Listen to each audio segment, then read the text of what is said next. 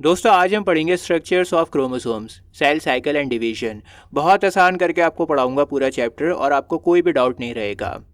सबसे पहले हम कुछ टर्म्स को देखते हैं जिन्हें बच्चों को समझने में बहुत कन्फ्यूजन होता है। मेरी बात सुनो ध्यान से। जैसे ये इंसान है आपकी स्क्रीन के ऊपर, इस बंदे का कोई एक सेल हमने ले लिया। कहीं का भी सेल ले सकते हो, स्किन का ले लो, बालों का ले लो, मसल्स का ले लो, आंखों का ले लो, कहीं का भी सेल ले लो। अब सेल के अंदर क्या होता है? न्यूक्लियस होता है। और न्यूक्लियस के अंदर ना आपको कुछ ऐसा धागा मिलेगा, टेढ़ा मेढ़ा धागा मिलेगा, फैला हुआ सा। और इसी धागे को कहा जाता है क्रोमैटिन। ठीक है, ये जो धागा फैला हुआ है ना, इसको क्या कहा जाता है? क्रोमैटिन कहा जाता है। और देखो, ये सेल जब डिवाइड होगा ना, दो जगह पर होगा, अपने बच्चों को करेगा, सेल के दो बनेंगे, तब ये धागा ना जो बिखरा हुआ था वो सिमट जाएगा और कुछ ऐसा दिखाई देने लगेगा। और जब सेल डिवाइड होकर ये सेम धागा कुछ इस तरह का दिखाई देने लगेगा, सिमट जाएगा, क्वाइल्ड हो जाएगा, टाइट हो जाएगा, तब हम इस सेम धागे को कहेंगे क्रोमोसोम्स। एक बार और बता रहा हूँ आपको, जब ये धागा बिखरा हुआ है, फैला हुआ है, उलझा हुआ है, तब ये क्रोमैटिन है। और जब ये डिवाइड हो जाएगा, एक के दो हो जाएंगे सेल्स, तब यही धागा ना क्वाइल्ड हो जाएगा, सिमट जाएगा। जिस तरह से पहले ज़माने में टेलीफोन्स हुआ करते थे, घरों में रखे हुए लैंडलाइन हुआ करते थे, उनका जो तार होता था ना, गोल गोल गोल गोल गोल, ऐसा धागा ये ऐसे ही सिमट जाएगा। जो उलझा हुआ है ना वो क्वाइल्ड हो जाएगा। और जब ये क्वाइल्ड हो जाएगा तो क्रोमैटिन से क्या बनेगा? ये क्रोमोसोम बन जाएगा। बिखरा हुआ है तो क्रोमैटिन और सिमटा हुआ है तो क्रोमोसोम। अब देखो, क्रोमोसोम्स जो कि एक लिपटा हुआ धागा है, क्वाइल्ड धागा है, अगर आप इस धागे को खोल दोगे, आपने कहा कि मैं इसको खोल कर देखता हूँ क्या है ये, तो जब ये धागा खुलेगा ना, कुछ इस तरह का दिखाई देगा और इसे हम कहते हैं डीएनए। क्रोमैटिन बिखरा हुआ था, क्रोमोसोम्स सिमटे हुए थे, और फिर क्रोमोसोम्स का धागा अगर आपने खींचा तो कुछ इस तरह का दिखाई देगा, जिसे हम डीएनए कहते हैं। आप धागे का एग्जाम्पल से याद रखो, आपको बहुत अच्छी तरह से याद हो जाएगा। कुछ देर के लिए हम बाकी सबको साइड में रखते हैं, डीएनए को देखते हैं। डीएनए देखो लिपटा हुआ होता है, दो तारें लिपटी हुई होती हैं, पैरेलल होती हैं, ये आपस में मिलती नहीं है। मैं समझाता हूँ अभी आपको, रुको। जिस तरह से सीढ़ी होती है ना, देखो ये सीढ़ी है, दोनों डंडे साथ साथ चल रहे हैं लेकिन मिले हुए नहीं हैं, जुड़े हुए हैं लेकिन आपस में उलझे हुए नहीं हैं। बिल्कुल ऐसे ही डीएनए भी होता है, डीएनए भी साथ साथ में चलता है लेकिन ये उलझा हुआ नहीं होता। अब देखो, मैंने आपको बताया कि डीएनए ना लिपटा हुआ होता है। अब लिपटने के लिए कुछ चीज़ तो चाहिए, तो डीएनए लिपटा हुआ होता है हिस्टोन्स के ऊपर। इसको याद करने का बहुत आसान तरीका है, स्टोन्स यानी पत्थर। स्टोन से पहले आप हाई लगा दो, हिस्टोन्स बन गया, आसानी से आपको याद हो जाएगा। मैं आपको समझाता हूँ, अभी रुको। देखो, ये है गोल गोल हिस्टोन्स, और ये जो ब्राउन वाली लाइन आ रही है ना, ये है हमारी डीएनए। बाकी सबको भूल जाओ, सिर्फ इन गोल गोल जो पत्थर जैसे हैं हिस्टोन्स, इनके ऊपर फोकस करो, और ये जो ब्राउन वाली लाइन आ रही है इसके ऊपर फोकस करो। और आप देखो ध्यान से, जो ब्राउन वाली लाइन है ना, ये लिपटी हुई है हिस्टोन्स के ऊपर, ये गोल गोल हिस्टोन्स हैं, इनके ऊपर लिपटी हुई है। दोस्तों मैं आपको बता दूं कि हिस्टोन का 4 का पेयर होता है। एक पेयर में 2 होते हैं, जोड़ा होता है ना, एक पेयर में 2 होते हैं। तो अगर मैंने कहा है कि 4 का जोड़ा है, 4 पेयर हैं, तो कितने हो गए? 8 हो गए टोटल। आप पिक्चर में ध्यान से गिनो, आपको 8 हिस्टोन्स मिलेंगे। तो जब भी डीएनए को कॉइल करना है, लिपटना है, तो किसके ऊपर लिपटेगा? वो हिस्टोन्स के ऊपर लिपटेगा। और हिस्टोन्स हमेशा 4 के पेयर में होते हैं। कभी आपको ऐसा नहीं मिलेगा कि कहीं पर 1 है, कहीं पर 2 है, कहीं पर 5 है, कहीं पर 6 हैं। हमेशा हमेशा ये कितने होंगे? 4 का पेयर होगा। 4 का पेयर है तो कितना हो गया टोटल? 8 हो गया। इतनी बात क्लियर है आपको? एक बार रिवाइज कर देता हूँ आपको। सबसे पहले है क्रोमैटिन, जो कि बिखरा हुआ धागा है। सेल डिवाइड हुआ, 2 हिस्सों में बटा सेल, धागा भी टाइट हुआ, क्वाइल हुआ, और क्वाइल होके सिमट गया, वो उसका बना क्रोमोसोम्स। सेम धागा कहलाएगा क्रोमोसोम। अब अगर इसी धागे को आप खींच के बाहर निकालोगे तो ये डीएनए बनेगा। और डीएनए 2 धागे होते हैं जो कि एक दूसरे के पैरेलल होते हैं। जिस तरह से सीढ़ी होती है ना, साथ साथ में चलती है पैरेलल, बिल्कुल वैसे ये दोनों धागे साथ साथ में पैरेलल चलते हैं एक दूसरे के। और ये लिपटे हुए होते हैं हिस्टोन्स के ऊपर, क्योंकि लिपटने के लिए कुछ ना कुछ तो चाहिए ना, तो ये हिस्टोन्स के ऊपर लिपटते हैं। और मैंने आपको बताया कि हिस्टोन्स 4 के पेयर्स में होते हैं, यानी टोटल हो गए 8 का ग्रुप। और ये हिस्टोन्स बहुत बहुत सारे होते हैं। जब भी डीएनए को लिपटना होगा ना, इन्हीं के ऊपर लिपटेगा। इनफैक्ट मैं आपको बताऊं, हिस्टोन ज़्यादा होता है और डीएनए कम होता है। हिस्टोन्स होते हैं 60% और डीएनए होता है 40%। आई होप यहाँ तक आपको आसानी से समझ में आ गया होगा। बच्चों को बताओ यार, इंग्लिश फॉर ऑल अब बायोलॉजी भी पढ़ाने लग गए हैं। बच्चों को पता ही नहीं है।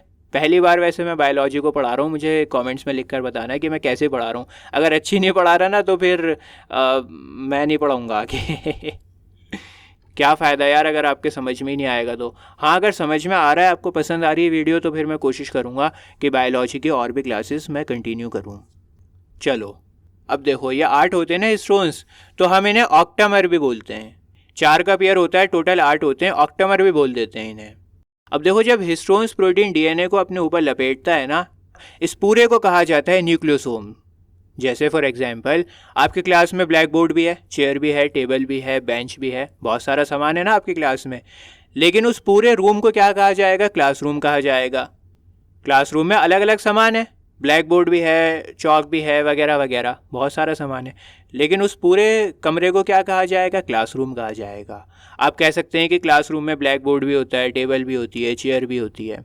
बिल्कुल वैसे ही हिस्टोन प्रोटीन और डीएनए का ये जो स्ट्रक्चर बना हुआ है ना, इसको हम बोलते हैं न्यूक्लियोसोम।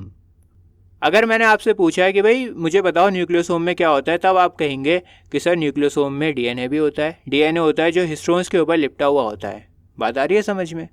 दोस्तों, आपकी स्क्रीन के ऊपर एक नई डायग्राम है, यहाँ पर आपको बिल्कुल क्लियर हो जाएगा। ये है डीएनए, बड़ी सी कॉइल है, और इसी बड़ी सी कॉइल के बीच में ना ये जीन्स हैं। आपने देखा होगा कि कोई इंसान तो 4 फीट का ठिकना रह जाता है, कोई 6 फीट का लंबू रह जाता है, कोई 5 फीट का होता है, कोई 6 फीट का होता है। किसी के बाल घुंघरालू हैं, किसी के बाल स्ट्रेट हैं, कोई गंजा हो गया वक्त से पहले, किसी के बाल सफ़ेद हो गए, किसी के आंखें ब्लू हैं। तो ये सब किसकी वजह से होता है? ये जीन्स की वजह से होता है। अगर आप लंबू हो, ज़्यादा ऊंची हाइट है आपकी, तो वो आपके जीन्स की वजह से है। बोलते हैं ना कि बड़ी तोते जैसी नाक है, इसकी एकदम तीखी नाक है, खड़ी नाक है, मामा के ऊपर गई है। इसकी आंखें अपनी माँ के ऊपर गई हैं। इसके जो चेहरा है वो अपने दादा से मिलता है। इसकी हाइट तो इसके पापा के ऊपर गई है। तो ये जो जीन्स है ना, ये हमारे पेरेंट्स से ही आते हैं। एक जीन मम्मी का होता है और एक जीन पापा का होता है। मैं समझाऊंगा आपको सारी चीज़ें। दोस्तों, हमारी बॉडी का कोई भी सेल उठा लो आप, हर सेल में 46 क्रोमोसोम्स होते हैं। कोई सा भी सेल उठाओ, हर सेल में आपको 46 क्रोमोसोम्स मिलेंगे। लेकिन ये क्रोमोसोम पेयर में होते हैं, इनका जोड़ा होता है। ऐसा नहीं होगा कि 46 क्रोमोसोम्स अलग अलग फैले हुए हैं, एक कहीं पर है, 2 कहीं पे, 5 कहीं पर, ऐसा नहीं है। हमेशा ही आपको पेयर में मिलेगा, अलग अलग नहीं मिलेगा। तो एक सेल में कितने पेयर हो गए? 46 टोटल हैं। तो 46 का आप पेयर करोगे, जोड़ा करोगे, तो कितना होगा? 23 पेयर्स हो गए। अभी समझाता हूँ, रुको, पहले आप ये चार्ट को देखो। देखो, हर इंसान के सेल में 46 क्रोमोसोम्स होते हैं, ये मैंने आपको बताया, सिंपल सी बात है। अब लड़के और लड़की में 44 क्रोमोसोम्स तक सेम होते हैं, कोई फ़र्क नहीं होता, बिल्कुल सेम होते हैं 44 तक। या फिर आप कह सकते हैं 22 पेयर सेम होते हैं। 44 क्रोमोसोम्स का पेयर करोगे तो 22 आ गया। लेकिन जो 45 और 46 क्रोमोसोम है ना, वो अगर कोई लड़का है तो उसका होगा XY, और अगर कोई लड़की है तो उसका होगा XX। और ये 45 और 46 वाला क्रोमोसोम्स जो कि 23rd पेयर है, इसे कहा जाता है सेक्स क्रोमोसोम्स, क्योंकि ये आपका सेक्स यानी आपका जेंडर चेंज कर देता है। जो क्रोमोसोम सेम होते हैं उन्हें कहा जाता है ऑटोसोम्स। 44 तक सेम है, ये कहलाएंगे ऑटोसोम्स। 45 और 46 अलग अलग हैं, उन्हें कहा जाएगा सेक्स क्रोमोसोम्स। अगर लड़का है तो XY होगा 45 और 46, और अगर कोई लड़की है तो क्या होगा? XX होगा। दोस्तों, सेक्स क्रोमोसोम्स का एलोसोम्स भी बोलते हैं। कुछ एक्स्ट्रा ज्ञान मैं आपको दे देता हूँ। ट्रांसजेंडर्स जो होते हैं उनका क्रोमोसोम में ना थोड़ी गड़बड़ होती है। अगर किसी में X फालतू आ गया ना एक, तो फिर वो होते तो लड़के जैसे हैं, लेकिन उनमें लड़कियों वाली क्वालिटीज़ होती हैं। जो ट्रांसजेंडर्स होते हैं उनको आपने देखा होगा कि लड़के होते हैं वो, लेकिन लड़कियों वाली उनकी चाल ढाल होती है, लड़कियों जैसे बिहेव करते हैं। वो इसी वजह से करते हैं क्योंकि उनके चार्ट में गड़बड़ होती है। चलो, थोड़ा सा बता दिया मैंने, आपको ज़रूरत नहीं थी। तो मैंने आपको बताया कि सेल में 46 क्रोमोसोम्स होते हैं। अब देखो, जब ये सेल डिवाइड होगा ना, डॉटर सेल्स होंगे। ये पेरेंट सेल है, इसके 2 बच्चे होंगे जिन्हें कहा जाता है डॉटर सेल्स। अब मुझसे ये मत कहना कमेंट्स में कि सर डॉटर ही क्यों कहा जाता है, सन क्यों नहीं कहा जाता। अब भाई जो है वो है, अब इसमें हम कुछ नहीं कर सकते। डॉटर है तो डॉटर ही है, काम की बात समझो आप।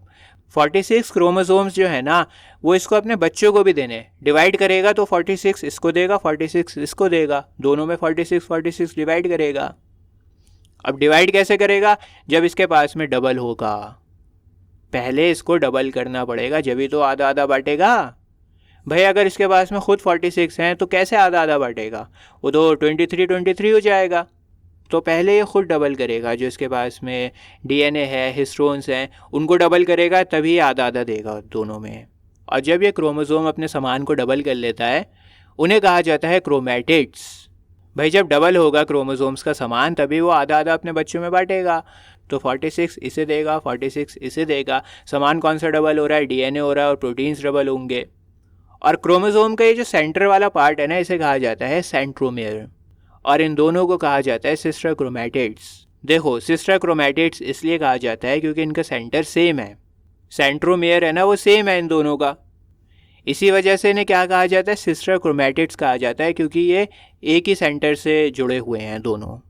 एक कन्फ्यूजन मैं आप लोगों का क्लियर कर देता हूँ। देखो क्रोमोसोम डबल नहीं हो रहा, वो अपने सामान को डबल कर रहा है, डीएनए को डबल कर रहा है, प्रोटीन्स को डबल कर रहा है। ऐसा नहीं है कि वो 46 का डबल हो रहा है। क्रोमोसोम्स तो 46 ही हैं, लेकिन जो उनमें एक डीएनए था उसको डबल करके 2 कर दिया, जो प्रोटीन्स थे उनको डबल कर दिया, सामान को डबल कर दिया, और फिर वो डिवाइड होके दोनों जगह पर 46 बांट देगा। दोस्तों क्रोमोसोम की डिस्कवरी करी थी वॉल्टर फ्लेमिंग ने। एनिमल सेल्स के ऊपर इन्होंने डिस्कवरी करी थी, धागा इन्होंने ही देखा था सबसे पहले। इन्होंने क्या करा, बहुत सारा ना कलर डाला, बहुत सारा कलर डाल के इन्हें धागा दिखाई दिया। तो इन्होंने कहा कि भाई मुझे तो बहुत सारा कलर डालना पड़ रहा है इसमें, तो मैं इसका नाम ना कलर से रखूँगा कुछ। तो क्रोमा का मतलब होता है कलर, रंग, और सोमा का मतलब होता है बॉडी। ठीक है, इन्होंने बहुत सारा कलर डाला और इन्होंने सोचा कि बहुत सारा कलर डाल के धागा दिख रहा है, तो मैं एक काम करता हूँ, इसका नाम रखता हूँ क्रोमोसोम। तो अभी तक मैंने आपको जो भी क्रोमोसोम के बारे में बताया वो इन्हीं भाई साहब की देन है, और मैंने आपको ओवरव्यू ही दिया है, बहुत थोड़ा ही चैप्टर पढ़ाया है, अभी बहुत कुछ पढ़ाना बाकी है। पहले मुझे बताओ कि ये वीडियो कैसी लगी। बायोलॉजी को मैं छोटे छोटे पार्ट्स में पढ़ाऊँगा ताकि आपको समझने में आसानी हो। तो अभी इस चैप्टर को हम लोग कंटिन्यू करेंगे नेक्स्ट पार्ट में। अगर आपको आगे की वीडियो देखनी है तो अभी आपकी स्क्रीन के ऊपर एक प्लेलिस्ट आ रही है, इस प्लेलिस्ट के ऊपर आप क्लिक करो, आपको आईसीएसई बायोलॉजी की सारी वीडियोस मिल जाएंगी बहुत ही आसान लैंग्वेज में। मिलता हूँ आपसे किसी और वीडियो में। जय हिंद।